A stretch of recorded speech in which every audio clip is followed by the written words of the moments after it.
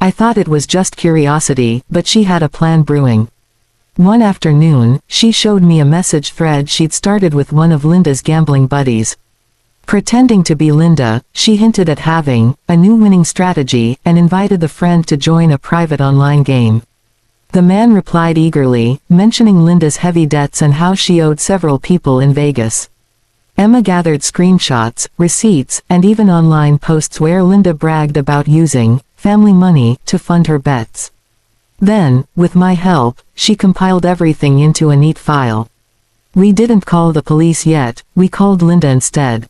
We invited her over under the pretense of forgiving her. She strutted in, still confident, expecting sympathy. But when Emma projected the screenshots on the TV, her face drained of color.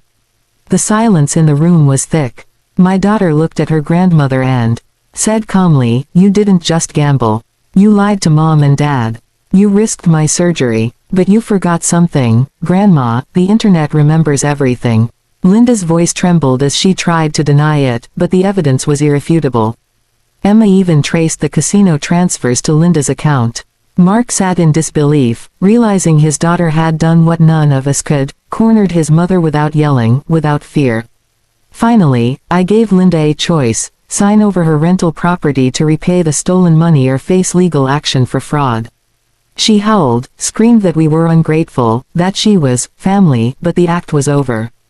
The next morning, Mark's sister called, furious at Linda for dragging their family's name through the mud.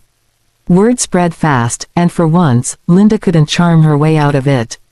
Within a month, the property was sold, and Emma's medical fund was restored. She never bragged about her cleverness, never gloated. She just said, "I had to protect what you and Dad worked for." I hugged her tightly, realizing that while her heart might have been fragile, her spirit was stronger than anyone's. Linda moved away after that, claiming she needed a fresh start. She still sends Emma birthday cards, each one overly sweet and guilt-ridden. But every time I see them, I'm reminded of that night, the night my 13-year-old stood up not just for herself, but for all of us. When Linda lost Emma's medical fund in Vegas, it shattered everything between our families. Mark and I managed to recover the money after forcing her to sell one of her properties, but something inside me never healed.